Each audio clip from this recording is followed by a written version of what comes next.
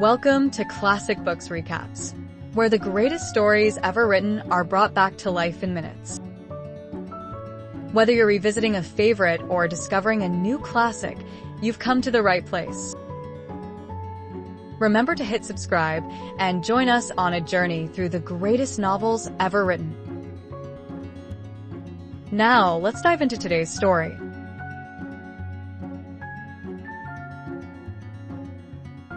Pinocchio by Carlo Collodi. Once upon a time in a small Italian village, a poor carpenter named Geppetto finds a curious piece of wood. It's not just any wood. This one talks, wiggles, and laughs. Geppetto decides to carve it into a puppet, a little boy he names Pinocchio. The moment he finishes carving, the puppet comes to life. Pinocchio can walk and talk, but he's full of mischief from the very beginning. Geppetto dreams of Pinocchio becoming a real boy someday, but he has no idea how wild the journey is going to be. Geppetto sells his coat to buy Pinocchio a school book. But instead of going to school, Pinocchio sells the book and buys a ticket to see a puppet show. Yep, not off to a great start. At the show, the other puppets recognize Pinocchio and call him on stage. The puppet master, Fire Eater, is first angry but then moved by Pinocchio's story. He lets him go and even gives him some gold coins for his father. On his way home, Pinocchio meets two con artists, a fox pretending to be lame and a cat pretending to be blind. They trick him into planting his gold coins in the field of miracles, claiming a tree full of money will grow.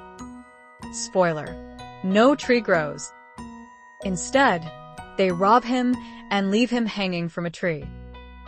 It's dark, strange, and shows how easily Pinocchio is fooled by empty promises. Just when it seems like Pinocchio might be lost forever, he's rescued by the Blue Fairy, a magical and mysterious figure who takes care of him like a mother. She tells Pinocchio that if he proves himself brave, truthful, and unselfish, he can become a real boy. But Pinocchio struggles. When he lies, his nose grows longer. It's one of the most famous parts of the story, and it happens more than once.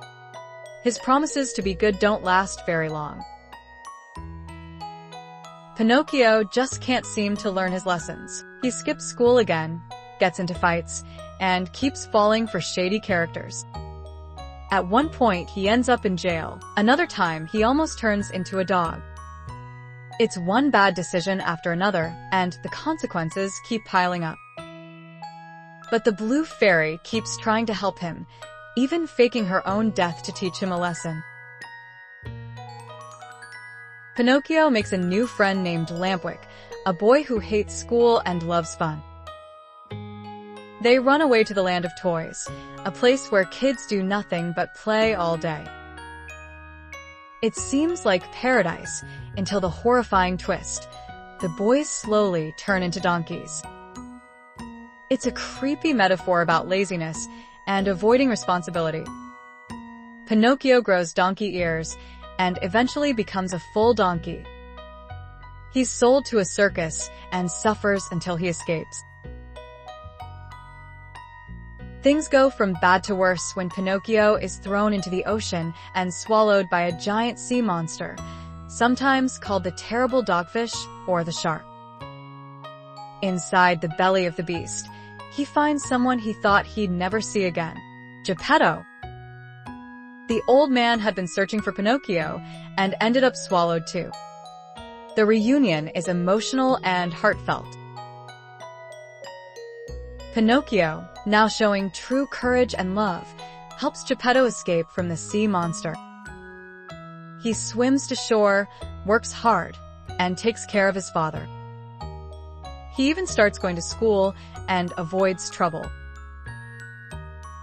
After all his misadventures, he finally learns responsibility and selflessness. And then, one night, the Blue Fairy rewards him. Pinocchio wakes up to find that he's no longer a puppet, he's a real boy.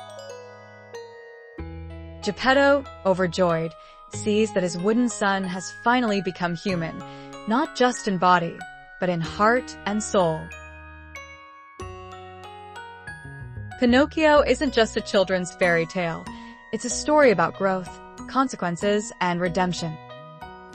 It reminds us that becoming a real person, someone kind, honest, and responsible, isn't about magic. It's about the choices we make. And in the end, Pinocchio becomes a real boy not because of a wish, but because he earns it. If you enjoyed this recap of Pinocchio, don't forget to like and subscribe. And hit the bell for more classic books recaps. Let us know which story you'd like next in the comments.